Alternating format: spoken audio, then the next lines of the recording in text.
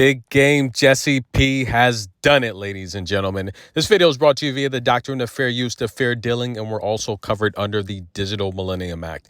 In the first set, Pegula said Karolina Muchova made her look amateurish. She said she had no answer. She was embarrassing her out there. She said, whoa, it was bad.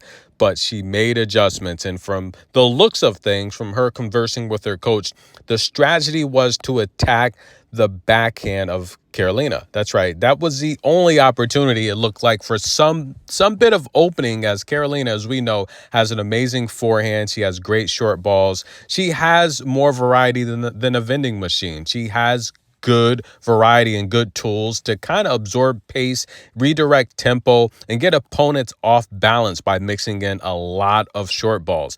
However, ladies and gentlemen, Jessica Pegula, after losing 64% of her first serves in the first set, that's right, guys, a blowout 6-1 first set victory. And that's why I said, look, take Karolina to win at least a set. However, Pegula had very good numerology. It was clear she was going to win the match. But listen, ladies and gentlemen, in the second set, she would bounce back and climb that number up with about just under a 30% lift.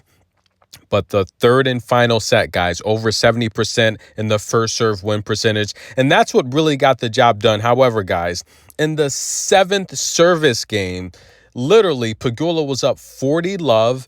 And then 15 shots later, she would finally win that service game. Muchova had a chance to break back and get back on serve, but the thing I was impressed with the most with Pegula is her ability to close out tonight. She did a very good job of shots on the move and just showing Muchova that she could keep up with her in terms of footwork.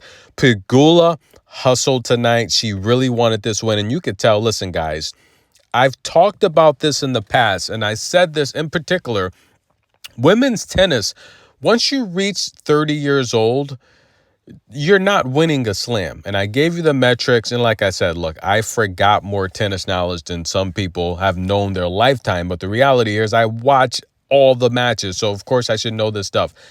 Once you get over 30 on the WTA Tour, your chances of winning a Grand Slam, they're just not going to happen. And Pegula stuck out her tongue in this play here as she had the opportunity to possibly go ahead with the advantage, but she went to the drop shot and it was nowhere near clearing that net. But listen, guys, once you hit over 30 years old as a professional female, your odds of winning a Grand Slam are just not going to happen. Only 3 ladies as of recent over 30 have made a slam championship over 30. That's Navratilova here in New York, Pegula, and Serena Williams, ladies and gentlemen. But the reality here is this is why we're going to pivot to Coco. This is a huge Coco channel. We know that. Coco has made 2 Slam Championship final appearances before turning 20.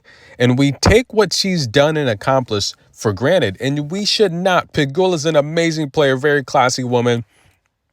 30 years old, she makes her first Slam semifinal and her first Slam final appearance. Who's she going to take on? She's going to take on Aryna Sabalenka, guys, who just played each other in Cincinnati. And what did I tell you guys? I said it's probably going to be those 2 in the final. Go watch the video. What did I say? It's probably going to be those 2 in the final. Why? Because I was not happy with the form of anyone else on tour. As you're headed into the U.S. Open, it happens a lot. The players that catch form on that American hardcourt swing, look, we all know there's been issues with the balls, the courts. The players that get hot during this stretch, they normally go on to the championship match. We saw Coco do it last year. We saw Iga do it a couple years ago. That's how it is, ladies and gentlemen. Beautiful exchange at the net. Now, Pegula's, her family's there. They're all excited. Pegula, again, she would say, look, Muchova made her look very amateurish. She just really embarrassed her in the first set. She said she wanted to come out, attack the backhand after speaking with her coaching staff.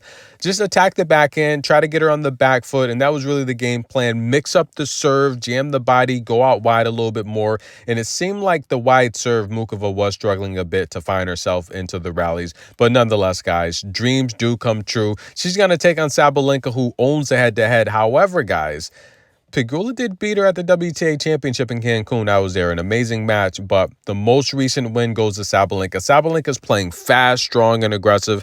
I think that's going to be a very, very interesting matchup. Stay tuned. I'll give you a prediction for that, and I'll cover that as well. Tennis in a minute. Like the video. Thank you guys for all the love and support, guys. I really appreciate it. We'll see you soon.